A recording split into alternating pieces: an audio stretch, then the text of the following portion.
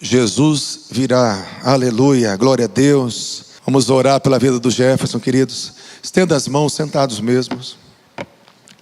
Pai, te louvamos, ó Deus, pela vida do teu servo, que tem se dedicado, Senhor, que tem servido com alegria, Pai, que tem, Senhor, feito o possível, o impossível, ó Deus, para oferecer, Pai, a sua vida, os seus talentos, Pai, em prol do teu reino, em prol da tua glória.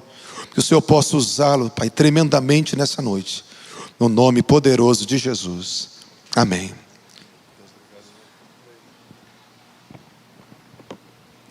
Graça e paz, meus irmãos. Vamos começar fazendo um comentário sobre o louvor. Que louvor abençoado, Jesus, glória a Deus. Eu não entendi porque parou. Eu falei, mas já? Se deixasse a gente ir embora, né? A gente podia fazer um culto de avivamento, de oração, uma vigília na sequência. Glória a Deus pelos nossos irmãos, Júlia, equipe de louvor, que bênção. E nós que temos mais de 50 anos, quando a gente ouve essas músicas mais antigas, né? Parece que alguma coisa liga dentro da gente e é uma bênção. Mas que glória, que bênção, que honra para nós podermos estarmos na comunidade evangélica de Maringá. Essa igreja é um lugar de amor. Nós fomos plantados aqui e aqui nós estamos recebendo outras pessoas que precisam recomeçar, que querem entender qual é o seu propósito no reino de Deus, e nós queremos avançar. Essas portas da nossa igreja estão abertas e sempre estarão abertas, porque o inferno nunca prevalecerão contra a igreja do Senhor. Amém, aleluia. Glória a Deus, glória a Deus. Irmãos, eu tenho uma ótima notícia para você. Nós vamos falar sobre uma palavra muito especial essa noite, mas também uma palavra que traz para a maioria dos cristãos um grande temor, que nós vamos falar sobre Apocalipse, na continuação daquilo que nós estamos estudando. Então nós vamos ter a primeira parte de estudo e na sequência, então, uma palavra direcionada para alguns de vocês. Então quero convidar você a abrir sua Bíblia comigo em Apocalipse, no capítulo 19. Apocalipse, capítulo 19. Você, meu irmão, minha irmã que está assistindo de casa, que bênção poder estar com você. Uma bênção poder termos esse canal de transmissão para estarmos juntos. Se não podemos estar juntos presencialmente, virtualmente estamos juntos em espíritos, louvando, adorando, crescendo e aprendendo mais com o Senhor. Então, Apocalipse, capítulo 19. Eu vou ler só o primeiro parágrafo, que diz o seguinte: vi o céu aberto e diante de mim um cavalo branco, cujo cavaleiro se chama Fiel e Verdadeiro. Irmãos, a palavra que nós vamos estudar nessa noite é uma palavra difícil, então eu quero pedir para você imaginar que você está agora, nesse momento, num lugar de céu aberto. Pode ser à noite, como nós estamos agora, durante o dia, e você está olhando para o céu. E de repente, você vê o céu se abrindo, você vê um cavalo voando, você vê que tem uma pessoa montada nesse cavalo, e à medida que esse cavaleiro vai se aproximando, ele chega próximo de você, talvez 3, 5 metros, e você percebe que os olhos dele são como chamas de fogo, e que na coxa dele está escrito Rei dos Reis, e ele está vestido uma capa branca, mas que está manchada de sangue, e na capa dele também está escrito Rei dos Reis. Você consegue imaginar essa cena? Então imagine também que depois dele começa a vir uma multidão de outros cavalos brancos sendo montados por cavaleiros, milhares de milhares, milhões de milhões. Consegue imaginar essa cena? Ótimo. Então vamos voltar para Apocalipse capítulo 19. Então vi o céu aberto e diante de mim um cavalo branco, cujo cavaleiro se chama Fiel e Verdadeiro, que é o Senhor Jesus. Ele julga e guerreia com justiça. Seus olhos são como chamas de fogo. Aleluia! E em sua cabeça há muitas coroas. Não é apenas uma coroa, são muitas coroas. E um nome que só ele conhece, ninguém mais.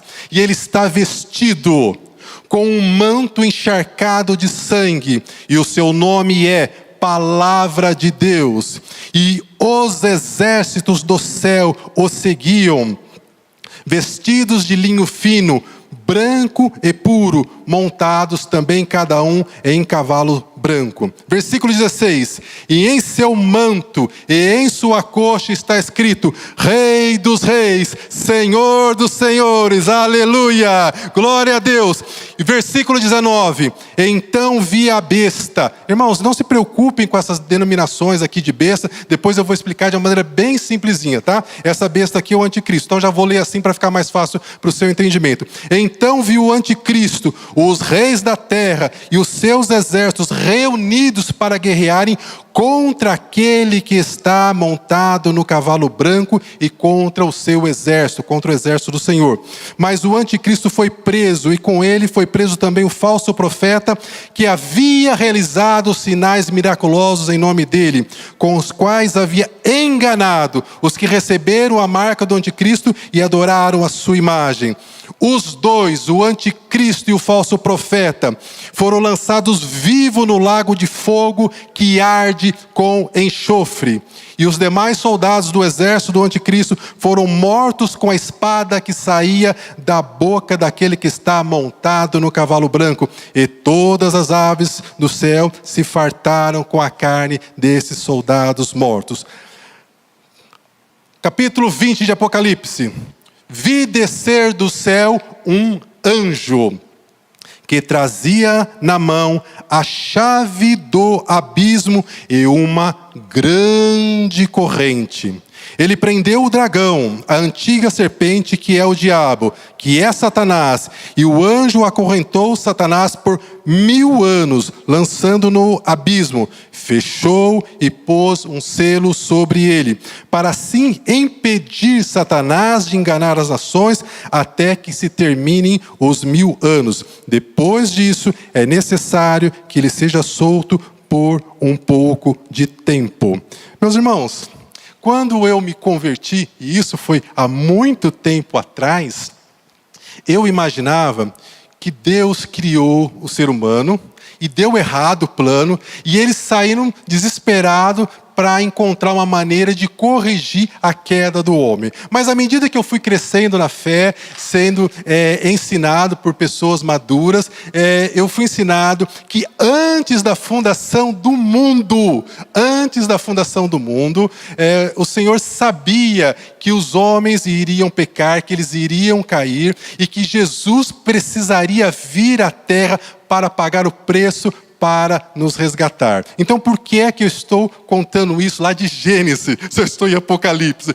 Para dizer para você, meu irmão e minha irmã, que o plano do Senhor conosco começou antes da fundação do mundo, e ele está correndo exatamente como ele foi planejado. O Senhor não está nem atrasado e nem adiantado no programa que ele montou para nós antes da fundação do mundo. E isso nos faz entender ainda mais a grandeza de Deus e o amor do Senhor para conosco. Amém?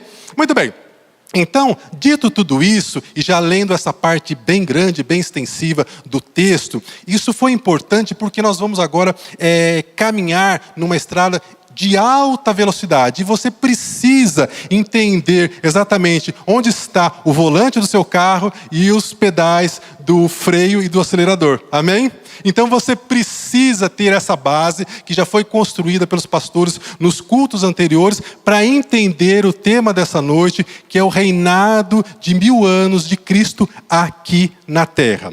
É importante também que você saiba que se você for procurar na internet, no YouTube, você vai ver explicações muito diferentes daquela que nós vamos ensinar nesta noite. Mas essa é a posição oficial da nossa igreja. Amém, irmãos? Quando a gente pega interpretação bíblica, só Jesus na causa. Tem cada explicação que, olha, não sei de onde os irmãos tiram, mas glória a Deus pela vida deles, vamos respeitá-los e vamos ensinar de maneira correta, ok? Então a primeira coisa que você precisa saber: Jesus já veio, Jesus já pagou o preço, Ele ensinou, Ele curou, Ele morreu na cruz, Ele deixou uma ordem que é para ganhar almas, pregar o Evangelho e fazer discípulos, e nós como igreja estamos fazendo isso. Mas Ele também disse que Ele viria para nos buscar. Então eu vou começar daqui por diante fazendo uma ligeira recapitulação. O que é a volta de Cristo? A volta de Cristo vai ser dividida em duas etapas, e a primeira que nós vamos recapitular agora é com relação ao arrebatamento. O que é o arrebatamento? O arrebatamento é um momento em que Jesus volta à terra, mas ele não pisa no solo, ele não será visto pelas pessoas. Nesse momento da volta de Cristo, no chamado arrebatamento, aquelas pessoas que morreram em Cristo serão as primeiras a ressuscitar e terão o seu corpo glorificado, transformado. Nós, os cristãos fiéis que estivermos vivos nesse momento da volta de Cristo, nós teremos o nosso corpo transformado. E vou fazer uma pausa agora para chamar a sua atenção do que significa esse momento de ter o corpo transformado. Vou perguntar para as mulheres, que as mulheres são mais sinceras do que os homens, mas vocês não precisam responder, tá, irmãs? É só para imaginar. Se você, irmã, tivesse o poder para mudar alguma coisa no seu corpo, por exemplo, você diz assim: eu tenho cabelo liso, muito liso, queria ter um pouco mais encaracolado. Eu tenho cabelo encaracolado, queria ter o cabelo liso. Eu acho que meu nariz é muito grande, queria ter o meu nariz um pouco menor. Eu acho que o meu pé é muito grande, queria que meu pé fosse menor. Não, eu acho que meu pé é muito pequeno, queria que meu pé fosse muito grande. Eu sou muito baixo, queria ser muito alto. Quem é muito alto, queria ser um pouquinho mais baixo. Se você tivesse esse poder, você mudaria alguma coisa no seu corpo? Eu vou lhe dar uma ótima notícia. Ótima notícia. No momento do arrebatamento, quando o nosso corpo for transformado, eu duvido, minha irmã, meu irmão, que você vai encontrar alguma coisa no corpo glorificado de Jesus que você queira mudar. Amém? Então esse é o momento glorioso em que todas as imperfeições serão corrigidas. Glória a Deus. Muito bem. E aí o que vai acontecer?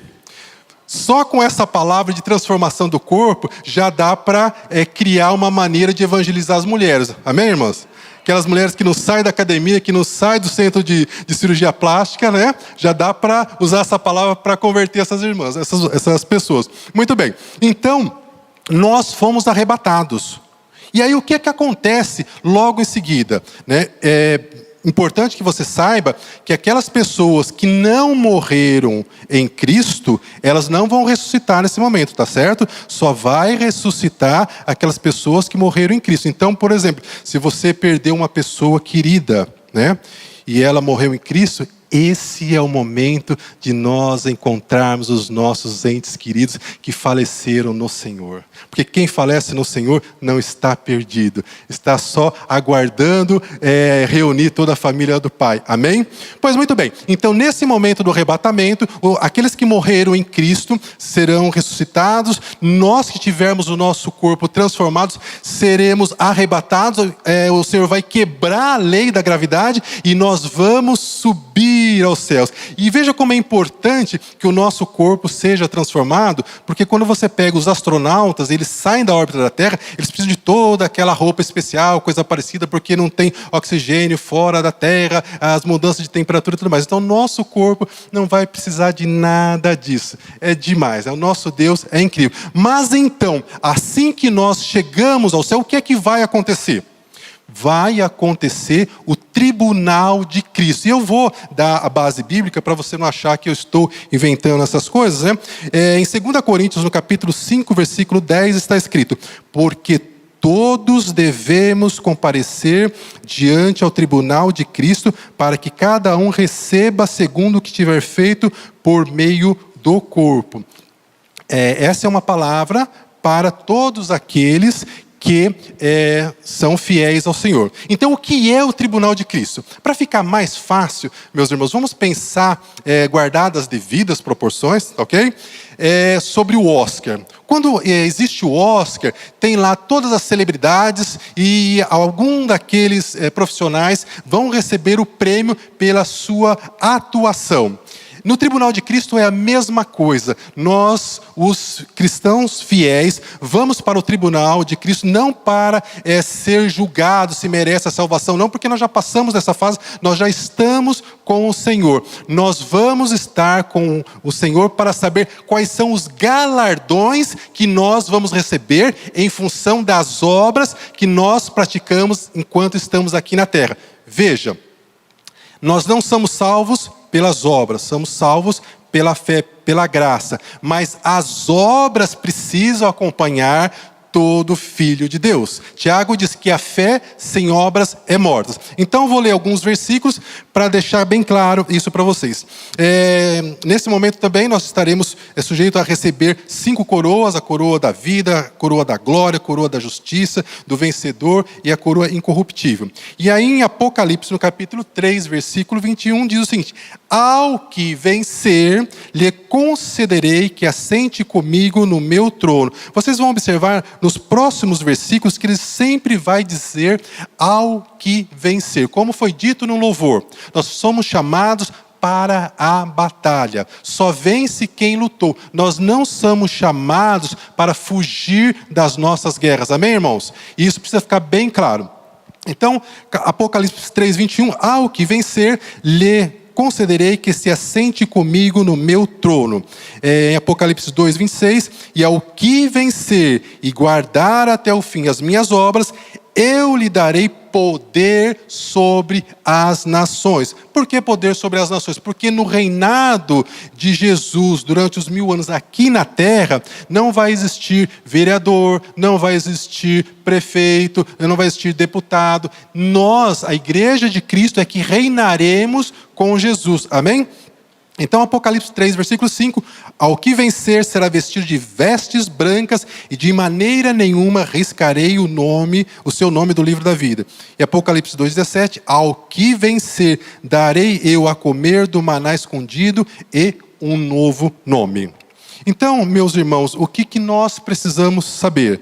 Que enquanto nós estamos na terra, nós estamos fazendo as nossas atividades diárias, cuidando da nossa família, cuidando do nosso trabalho, provendo a nossa casa, nós também precisamos, como corpo de Cristo, cuidar uns dos outros. Nós precisamos usar os dons espirituais, os talentos que o Senhor nos concedeu. E talvez você diga assim: mas eu não tenho dons espirituais. Tem sim, você que não sabe. E se você não sabe, você precisa procurar um pastor para que ele lhe oriente, para que você possa usar os seus dons a favor do corpo de Cristo, a favor da igreja. E isso, meus irmãos, é uma advertência que nós já vimos na parábola dos talentos, que Jesus, ele é muito rigoroso com isso. Ele diz que aquele que não usa os seus talentos, ele tira e dá para aquele que está usando. Então nós precisamos usar os nossos dons e talentos. Amém?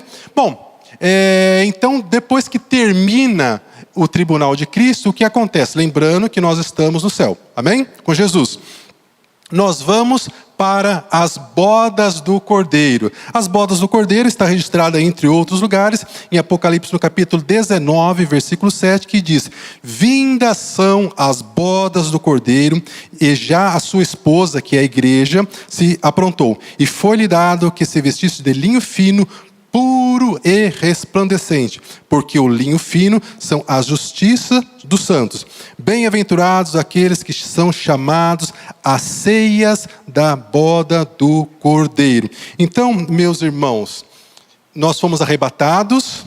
Os que morreram em Cristo ressuscitaram, nós estamos no céu, passamos pelo tribunal de Cristo. De acordo com as nossas obras aqui na terra, nós vamos receber os nossos galardões e a designação de quantas cidades nós iremos reinar junto com Cristo. Ficou claro? Muito bem, e depois disso nós vamos para a festa, nós vamos para as bodas do Cordeiro. Esse período será um período de 7 anos, ok? Talvez você pense: nossa, mas 7 anos, tanto tempo. Sabe, irmãos, 2 Pedro, ele diz que um dia para Deus é como 1000 anos, e 1000 anos como um dia. Então a nossa percepção de tempo, ela vai mudar por conta disso. Nós vamos estar na presença do Senhor. Amém? Ok, agora o que é que está acontecendo na terra assim que a igreja foi arrebatada? Meu irmão, um caos, um caos, porque aí começa o governo do anticristo. O anticristo é a besta que subiu do mar, para ficar mais simples, eu vou só chamá-lo de anticristo. E a besta que subiu da terra é o falso profeta. O anticristo, ele tem o poder político, e o falso profeta tem o poder religioso, e ele terá poder para fazer com que caia fogo do céu para poder enganar as pessoas, ok? Então, qual que é a situação? O anticristo, ele vai se destacar muito no cenário político. Provavelmente ele vai se tornar o secretário-geral da ONU. Não sei se você sabe, a ONU foi criada em 24 de outubro de 1945, após a Segunda Guerra, com o propósito de promover paz e o desenvolvimento mundial das nações. Só que nós sabemos que a ONU não tem muito poder, a briga entre os seus integrantes, e a coisa não funciona como deveria. E provavelmente o anticristo vai fazer com que haja um acordo de paz mundial. Esse acordo de paz, ele vai funcionar durante um período, e ele vai se tornar uma espécie de dono do mundo. Ele vai dividir as nações em 10 reinos, e ele vai governar. E uma das coisas que ele vai fazer por meio do falso profeta é instituir uma nova maneira de realizar as transações financeiras. Veja, ao longo dos anos, nós temos acompanhado as mudanças. Hoje, a maioria de nós quase que não tem dinheiro na carteira. Nós que temos mais de 50 anos, a gente era de uma época que a gente estava sempre com um monte de dinheiro na carteira. Por quê? Porque hoje você passa o cartão de crédito, o cartão de débito, você só tem uns trocadinhos ali para alguma emergência. Agora chegou o Pix. Para você usar o Pix, você precisa se cadastrar, criar lá uma chave, etc. e tal. E com a marca da besta vai ser a mesma coisa, vai ser uma nova forma de comprar e vender. E se você não tiver essa marca da besta, você não vai conseguir comprar e nem vender. Ou seja, você vai estar fora do mercado e você não vai fazer nada com o dinheiro, porque o dinheiro vai deixar de existir. Ou seja, não vai existir possibilidade de você não receber a marca da besta. E aí as pessoas vão receber essa marca na mão direita, as pessoas que são amputadas, que não têm a mão direita, vão receber na testa, e assim terá que ser feito. Aquelas pessoas que não subiram, que são cristãos desviados, que são filhos de cristão, aquelas pessoas que o pai e a mãe falam: meu filho, você tem que ter um encontro com Jesus, você tem que entregar a sua vida para Jesus, e eles não se entregam. Quando os pais subirem, ou o cônjuge que fala para o marido, você precisa se converter, e o encardido do marido não se converte, né? Ele vai ficar, não vai subir, e essas pessoas vão saber que eles não podem nem receber a marca da besta, e também não podem adorar a besta, porque essas pessoas, elas, se fizerem isso, estarão destinadas ao lago de fogo junto com Satanás e seus demônios. Tá certo? É muita informação, mas esse é a sequência das coisas. Mas Deus não vai facilitar o governo do anticristo. Por quê? As pessoas que não subiram são aquelas pessoas que viraram as costas para Deus. Então, o que Deus vai fazer? Nesse momento, Deus vai se concentrar no povo judeu. E vai ser levantado pelo Senhor 2 testemunhas, que se fala em Apocalipse, e acredita-se que será Moisés e Elias, em função do tamanho do respeito daquilo que Moisés e Elias representam para o povo judeu. E eles terão um poder sobrenatural, que eles poderão fazer as mesmas coisas que eles faziam quando estavam aqui na terra. Eles poderão fechar o céu para que não chova, e não vai chover. Poderá dizer para as águas virarem sangue, como Moisés fez, e vai virar sangue. Vai ser uma catástrofe. Então, essas 2 testemunhas vão ficar falando o tempo inteiro que Jesus é o Messias, que Jesus é o Messias, que Jesus é o Messias, e muitos judeus irão se converter. E o anticristo vai ficar furioso, vai tentar matar essas 2 testemunhas, mas eles não vão morrer. Eles têm um período determinado pelo Senhor para pregar que Jesus é o Messias durante 3 anos e meio, e durante 3 anos e meio eles vão fazer isso. Quando terminar os 3 anos e meio, Deus vai dizer: agora você pode matar as 2 testemunhas. Aí o anticristo vai lá, vai matar as 2 testemunhas, elas vão ficar mortas na rua, expostas.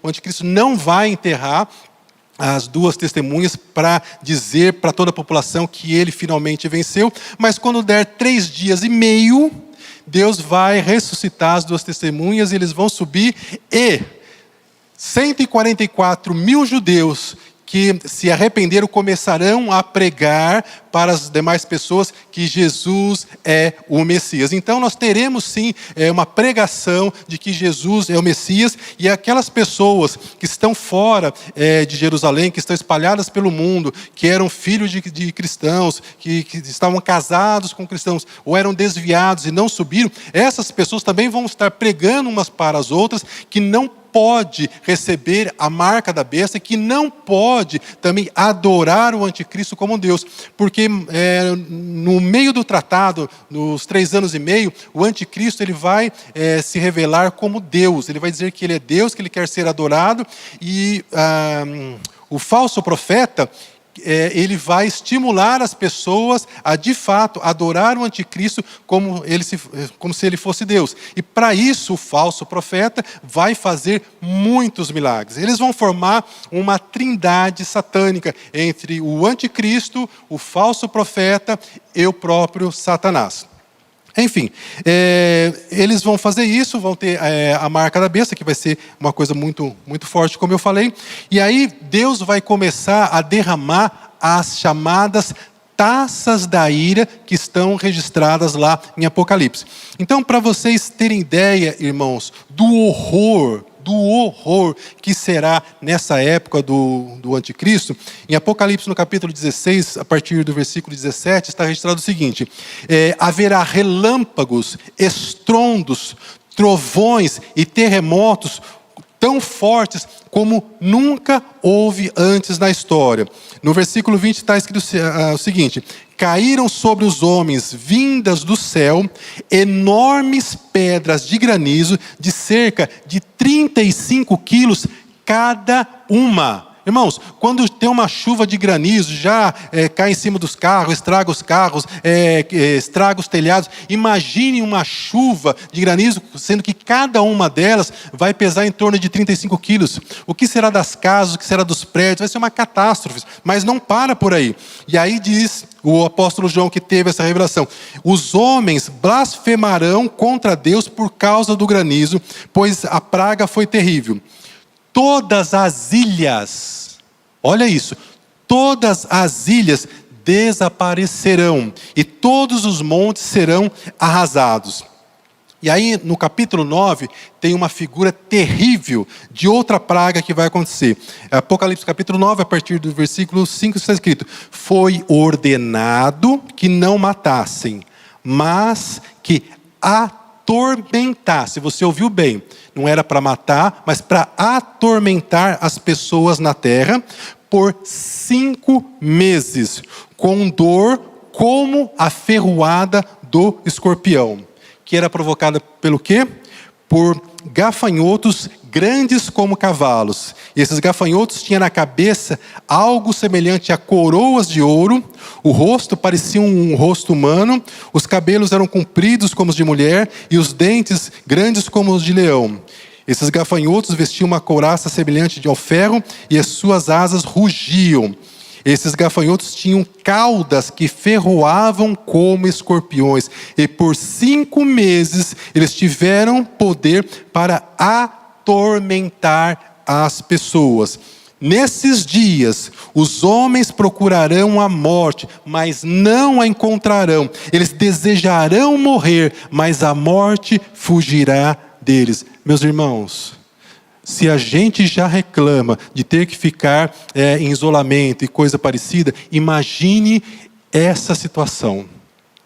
E aí imagine você, no meio de tudo isso, aquelas pessoas que tinham conhecimento da palavra de Deus, não se renderam ao Senhor e ainda estão vivendo no meio de tudo isso escondidos do anticristo. Porque o anticristo não vai pegar as pessoas que se recusarem a receber a marca da besta e adorar o anticristo e simplesmente vai matar.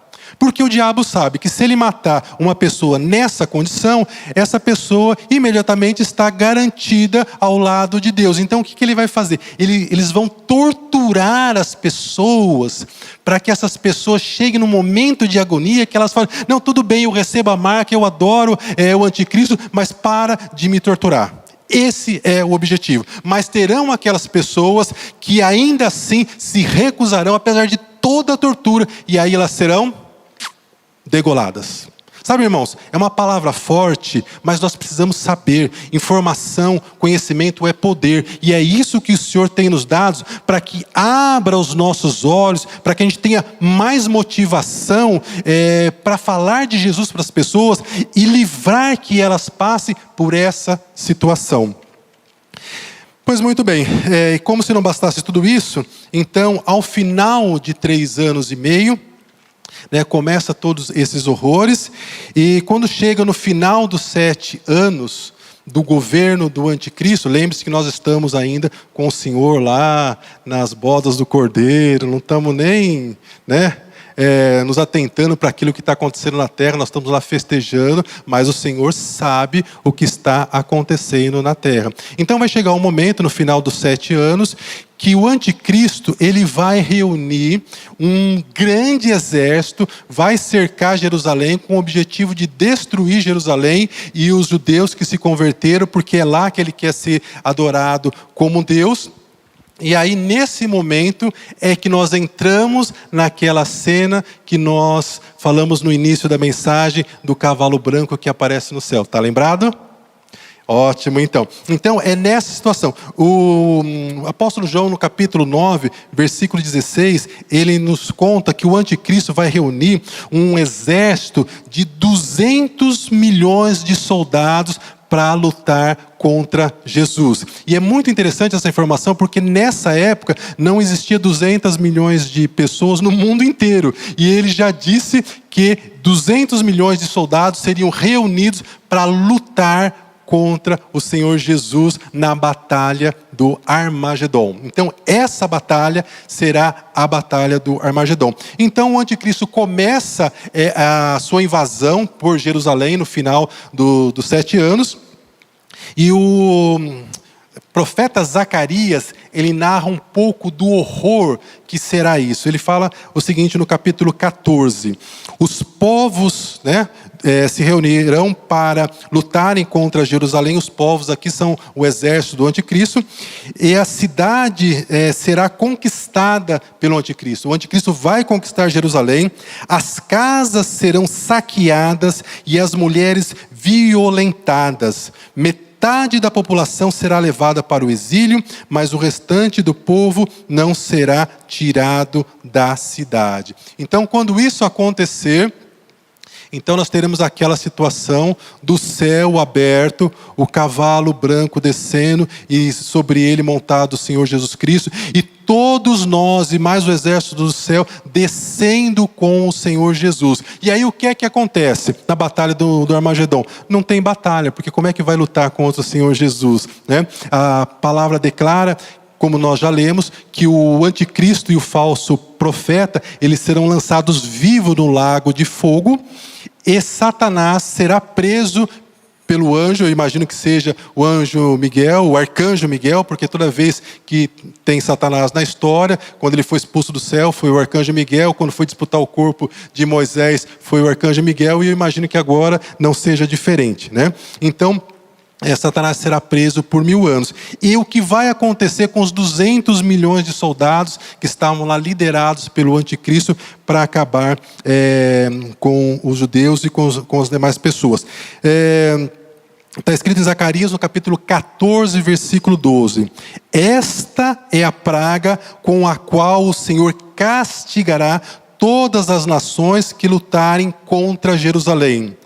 A sua carne apodrecerá enquanto ainda estiverem vivos, em pé. Os seus olhos e as suas línguas apodrecerão dentro de suas bocas. E as aves do céu se fartarão, comerão a carne desses soldados que morrerão, que apodrecerão, estando ainda de pé. Então, meus irmãos, é muito horror, é muita catástrofe. Então, nós chegamos à seguinte situação.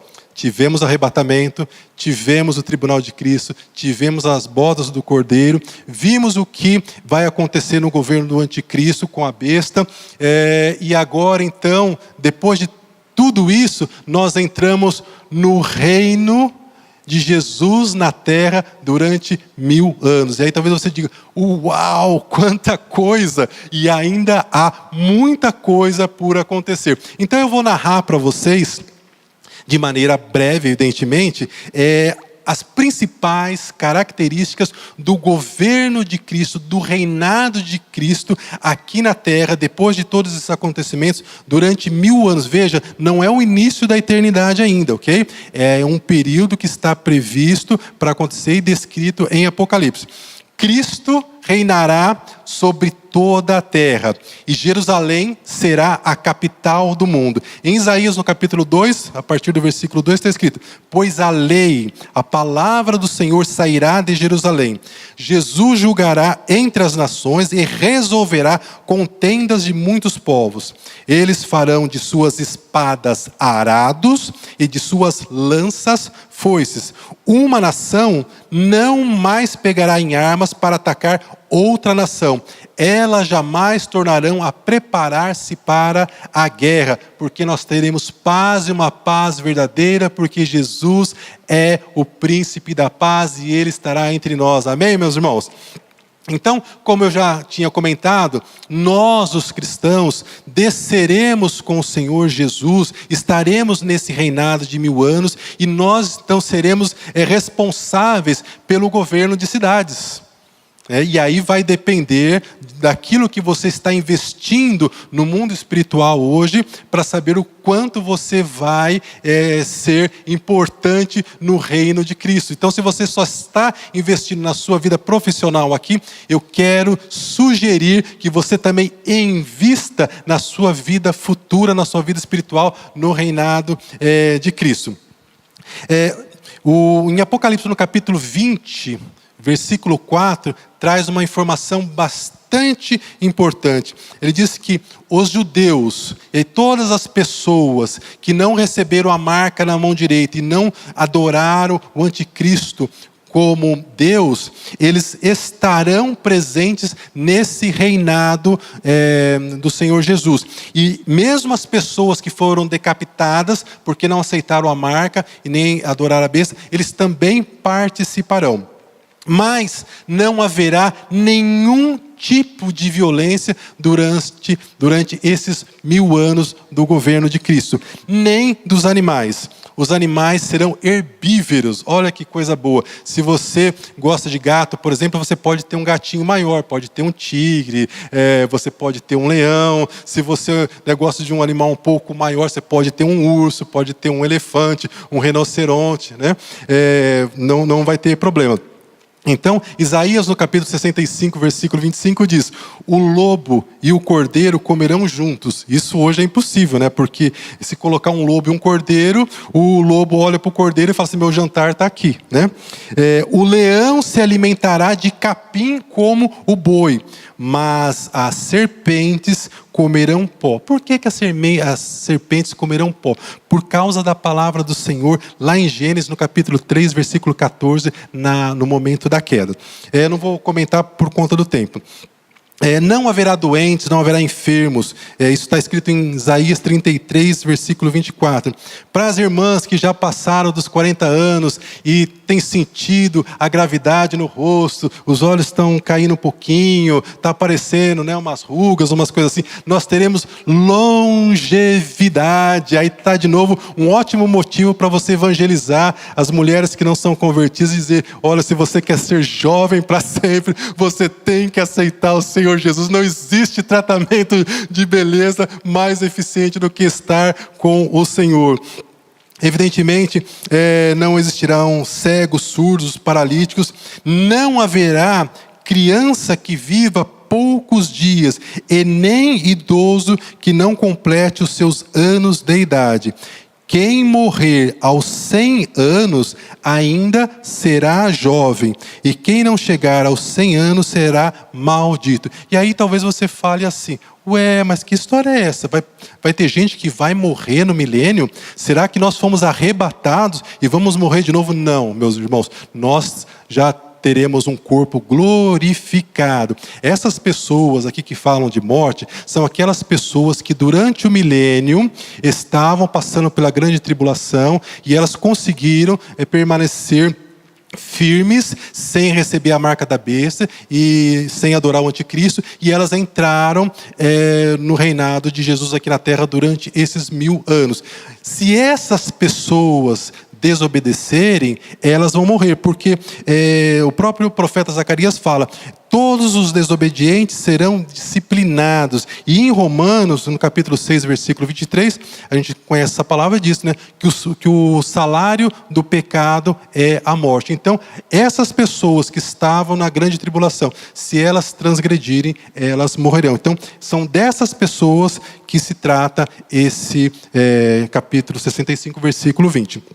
Muito bem, e só para esclarecer, Jesus fala em 1 Coríntios, através do apóstolo Paulo, 1 Coríntios 15, 26, que o último inimigo a ser destruído é a morte. Por isso que nós continuamos a morrer ainda hoje. E aí talvez se lembre assim: mas Jesus, ele tomou as chaves da morte do inferno. É verdade, aquilo representa que ele tomou a autoridade, mas ele ainda não destruiu a morte, ok? Então, só para esclarecer, porque são temas difíceis, se você tiver alguma dúvida, assista de novo o vídeo, faça comentários lá no YouTube, que a gente vai respondendo, porque, de fato, é muita informação e é normal que surjam muitas dúvidas.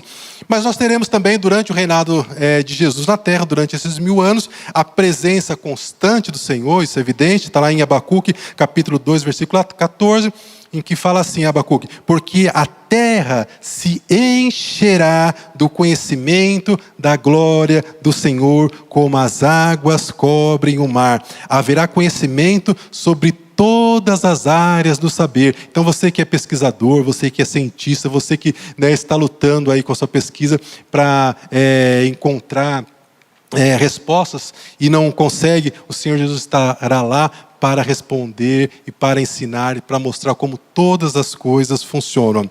Nós teremos também mudanças na nossa natureza.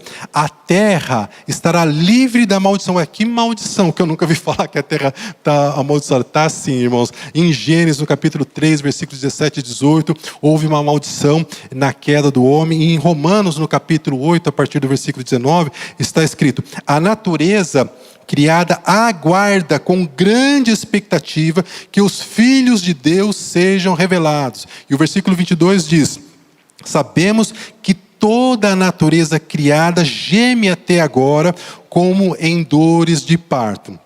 E olha a transformação que vai acontecer. Em Isaías, no capítulo 41, a partir do versículo 18, o Senhor diz: eu abrirei rios nas colinas estéreis. Então, nas colinas que hoje são estéreis, nós teremos rios. E teremos fontes nos vales. E ele diz: transformarei o deserto num lago, e o chão ressecado em mananciais. Porém no deserto o cedro, a acácia, a murta e a oliveira. Ou seja, o deserto terá água, terá plantas, deixará de ser um deserto. Evidentemente, com todas essas bênçãos, nós teremos fartura sobre a terra, haverá justiça e juízo, como está escrito lá em Jeremias 23, no capítulo 23, versículos 5 e 6. E, evidentemente, muita festa, muita alegria, como diz o profeta Zacarias no capítulo 14, versículo 16. E acontecerá que todos os que restarem de todas as nações subirão de ano em ano para adorar o Rei, o Senhor dos Exércitos, e para celebrarem a festa dos tabernáculos. Então, como nós estamos falando de um período de 1000 anos, uma vez por ano, nós temos uma festa marcada com o Senhor.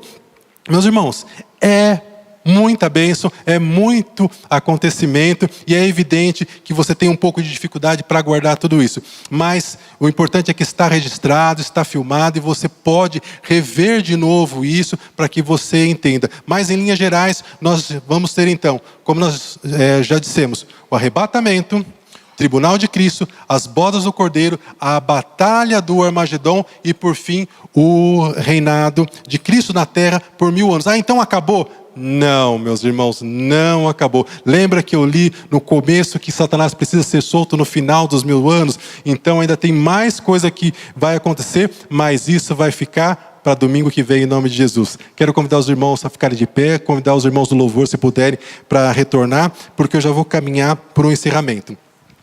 Irmãos, quero compartilhar uma última palavra com vocês de Apocalipse, no capítulo 22, e peço então, por favor, que você abra sua Bíblia em Apocalipse, no capítulo 22, porque agora nós teremos uma palavra bastante dura, bastante incisiva, e é importante que você leia e entenda aquilo que o Senhor disse através do profeta, do apóstolo João. Apocalipse capítulo 22, a partir do versículo 11, está escrito o seguinte: quem é injusto, continue a ser injusto. E quem está sujo, suje-se ainda mais. Mas quem é justo, faça mais justiça ainda. E quem é santo, separado, separe-se ainda mais. É estranho ouvir uma recomendação dessa do Senhor, né? Mas é o que está escrito no último capítulo de Apocalipse. E ele continua dizendo: eis que cedo venho, e está comigo as minhas recompensas para retribuir a cada um segundo a sua obra, como nós vimos lá no tribunal de Cristo. Eu sou o Alfa e o Ômega, o primeiro e o último, o princípio e o fim. Bem-aventurados aqueles que lavam as suas vestes no sangue do Cordeiro, para que tenham direito à árvore da vida e possam entrar nas cidades pelas portas. Ficarão de fora os cães, os feiticeiros, os adúlteros, os homicidas, os idólatras e todo o que ama e pratica a mentira. Irmão, o diabo é o pai da mentira. Então, se você ainda pratica a mentira, você precisa se converter e entrar no reino de Deus.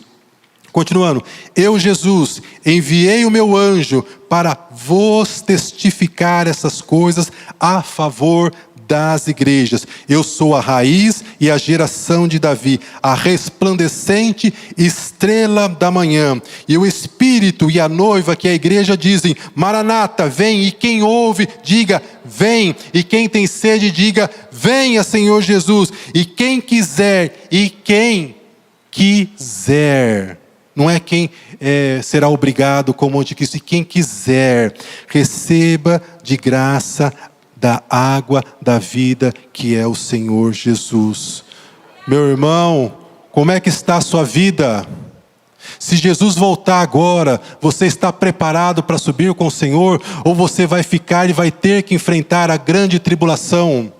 Meu irmão, quantas bênçãos você já perdeu porque você simplesmente jogou fora, porque você não se comportou da maneira que o Senhor tem instruído você?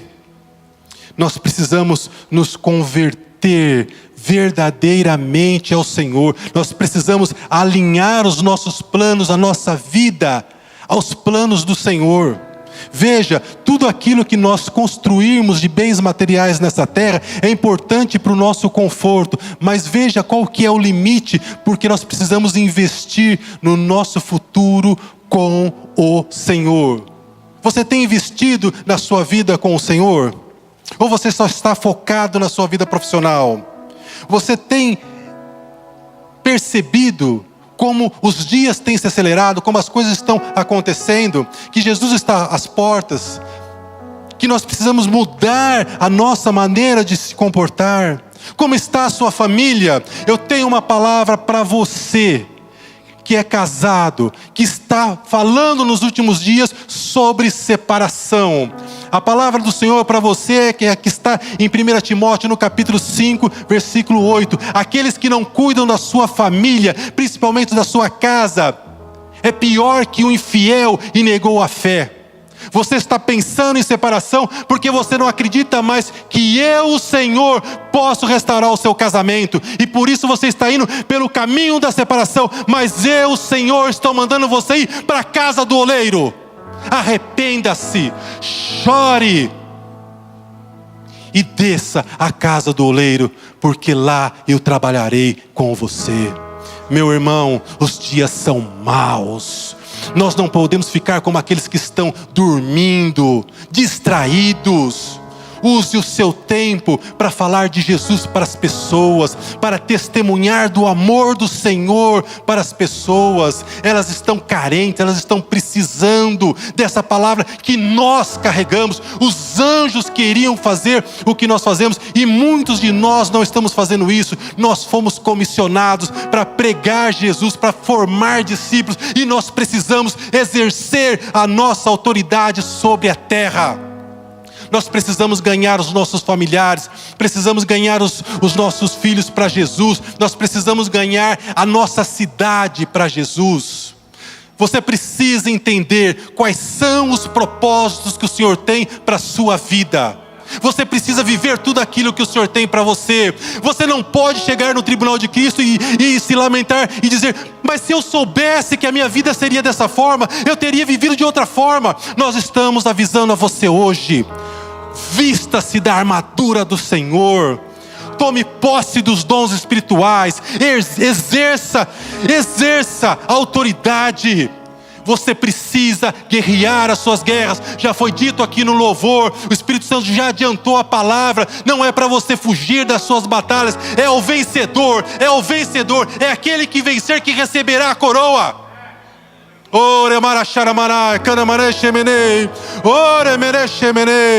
Você que está ouvindo essa palavra nessa noite, você que está ouvindo a mensagem, eu quero fazer uma oração e quero que você me acompanhe nessa oração, para que você entregue a sua vida a Jesus.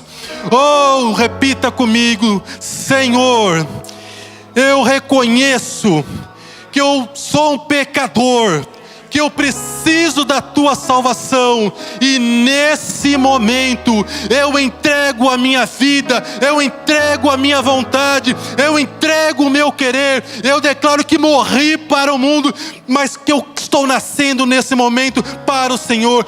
Escreve o meu nome no livro da vida. Eu quero estar entre os salvos, eu quero estar entre os santos. E todos vocês que fizeram essa oração, exalte de alegria, porque no céu nesse momento está tendo festa. Oh, aleluia, glória a Deus.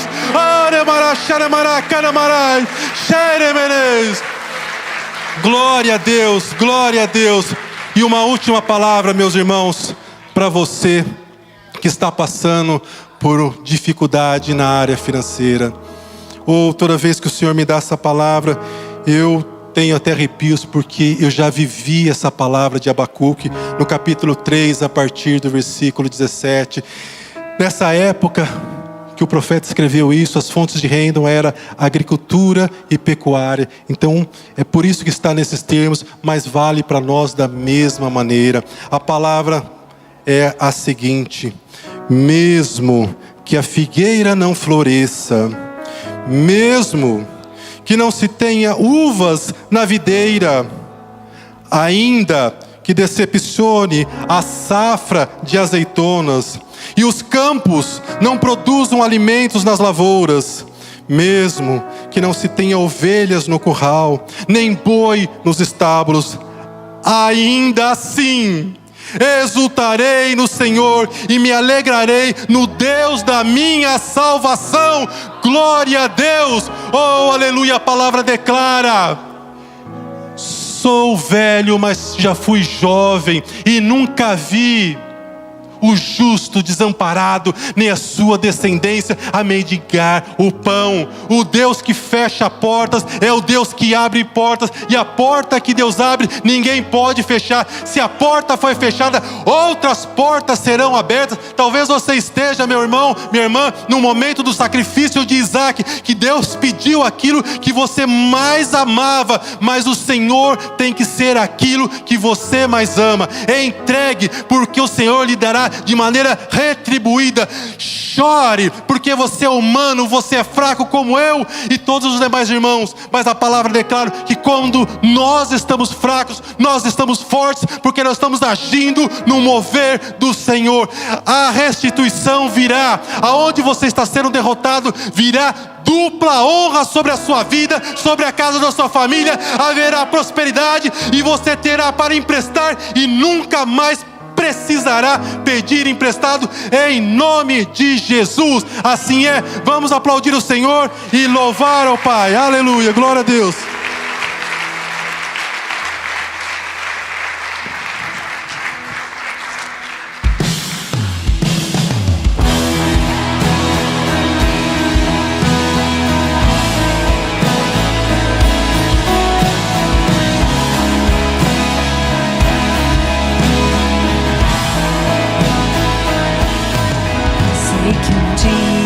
Saberei tudo que tens pra mim, face a face te verei, rodeado de poder.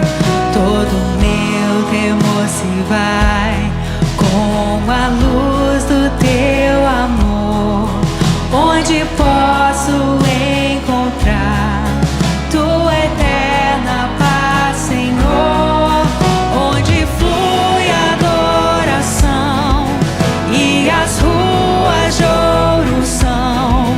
Levantamos nossa voz a ti, Senhor,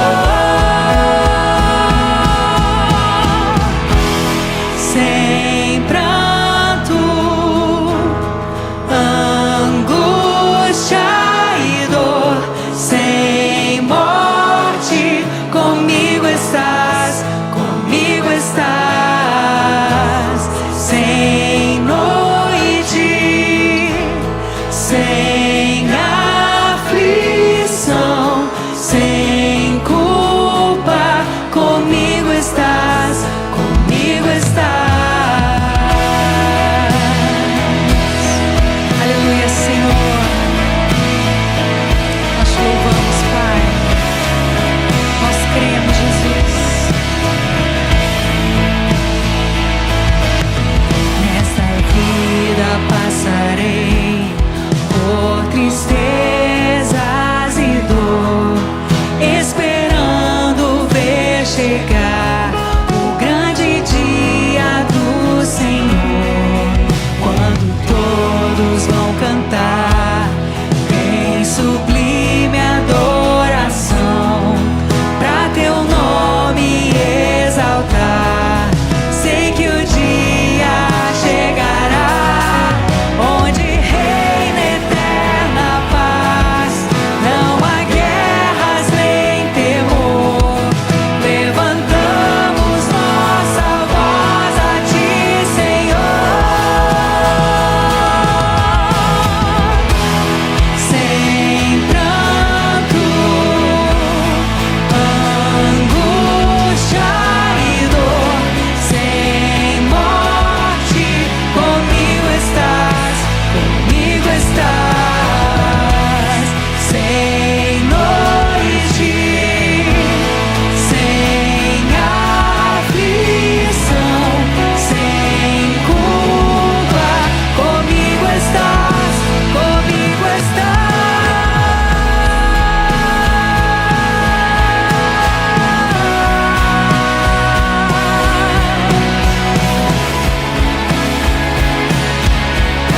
Nós cremos, Senhor.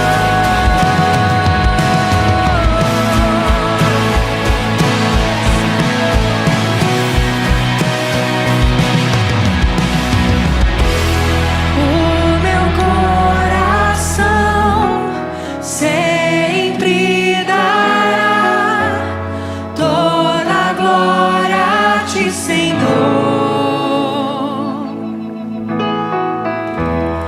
O meu coração sempre dará toda a glória a ti, Senhor. Vamos declarar, aleluia. O meu coração sempre dará toda a glória a ti, Senhor. Jesus, o meu coração sempre dará toda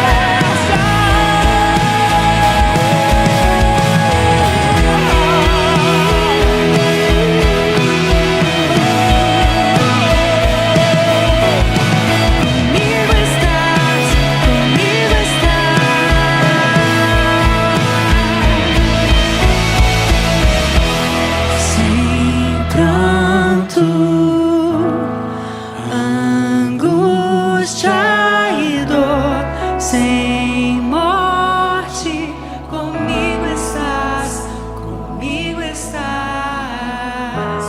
Sem noite, sem aflição, sem culpa, comigo estás, comigo estás.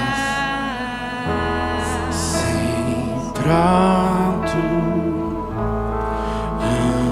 angústia, Sem morte, só a igreja. comigo estás, Comigo está. Sem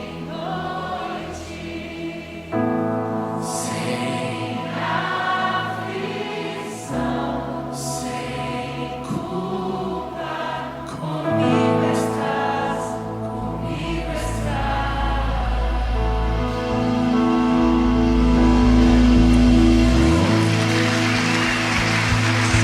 Aleluia.